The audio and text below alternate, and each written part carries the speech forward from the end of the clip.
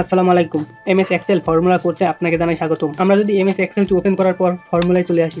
সরাসরি ফর্মুলাতে আসার পর এখানে দেখতে পাচ্ছেন ফর্মুলার ভেতরে আছে ইনসার্ট ফাংশন, ফাংশন লাইব্রেরি অর্থাৎ autosum, recently asked, financial, logical, text, date and time, lookup and reference, math and tricks, more function ইত্যাদি অনেক ফাংশনই আছে। তো অনেক ফর্মুলার ব্যবহার আছে এখানে। তো আমরা যদি যেকোনো একটা সেলে ক্লিক করি, আমরা সকলেই জানি যে আলফাবেট কি হয়েছে মোট 26টি, অর্থাৎ এ থেকে জেড পর্যন্ত ইকুয়াল এ।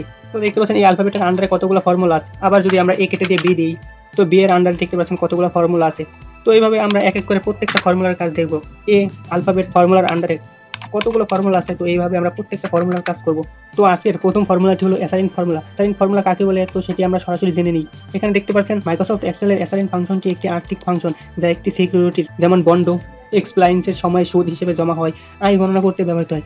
অর্থাৎ সুদের আয় গণনা করতে ব্যবহৃত হয়। অ্যাসাইন ফাংশনের সূত্রটি হলো assigned issue date, first interest, settlement rate, par value, frequency, basic.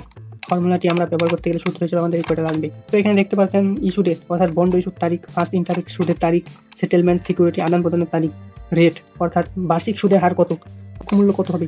এরপর ফ্রিকোয়েন্সি, সাধারণত ফ্রিকোয়েন্সি হয় 1 to 5 অর্থাৎ বার্ষিক, অর্ধবার্ষিক আর ক্রমবার্ষিক। কথা না বাড়ি আমরা সরাসরি এমএস এক্সেল চলে যাই। এমএস এক্সেল আসার পর এখানে দেখতে পাচ্ছেন আমি একটি শীট ওপেন করে রাখছি। তো শীটের ভিতরে আছে দেখতে পাচ্ছেন, পূর্বে আমরা জানতে পারলাম অ্যাসাইন ফর্মুলাটি কি এবং অ্যাসাইন ফর্মুলাটির কাজ কি। তো আবার আমি বলছি যে অ্যাসাইন ফর্মুলাটির মাধ্যমে সুদের হার গণনা করা হয়। এখানে দেখতে পাচ্ছেন ইস্যু ডেট, তো ইস্যু ডেট কত তারিখে ইস্যু ডেটটি দেওয়া হয়েছে সেই ইস্যু ডেট। এরপর দেখতে পাচ্ছেন ফার্স্ট ইন্টারেস্ট অর্থাৎ সুদের প্রথম তারিখ, settlement date, coupon rate, par value, frequency. প্রথম সেলের ভিতরে যে আমি ইকুয়াল অ্যাসাইনটি ক্লিক করি, এরপর এখানে দেখতে পাচ্ছেন আমাদের সূত্র অনুযায়ী নিচে দেখতে পাচ্ছেন প্রত্যেকটা সূত্রের ধাপ চলে আসছে। এখানে দিব ইস্যু ডেট। প্রথমে যদি আমি ইস্যু ডেট দেখতে পাচ্ছেন প্রথমটাই ক্লিক করি, ইস্যু ডেট চলে আসছে। এরপর কিবোর্ড থেকে সরাসরি কমাতে ক্লিক করব, এরপর দিতে হবে ফার্স্ট ইন্টারেস্ট। তো এটি বুঝবো কিভাবে আমরা, আমাদের এখানে দেখতে পাচ্ছেন কমাতে ক্লিক করার পর ফার্স্ট ইন্টারেস্টটি বোল্ড হয়ে আছে। এরপর আমরা ফার্স্ট ইন্টারেস্টে দিব। ফার্স্ট ইন্টারেস্ট দেওয়ার পর আবার আমরা কমাতে ক্লিক করব। এরপর সেটেলমেন্ট, তো সেটেলমেন্টটি দিয়ে দিব, সেটেলমেন্ট ডেটটি আমরা দিয়ে দিব।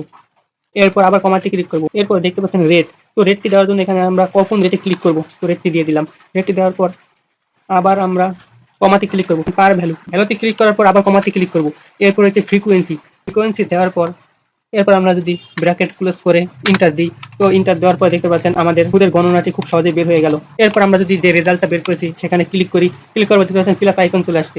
তো প্লাস আইকনে ক্লিক করার পর মাউসটি ড্র্যাগ করে যদি এভাবে টান দিই, তো টান দেওয়ার পর এভাবে দেখতে পাচ্ছেন আমাদের প্রত্যেকটা হার দেখা যাইতেছে। আশা করি বুঝতে পারছেন কিভাবে সুদ গণনা করা হয়, সুদের হারগুলো গণনা করা হয়।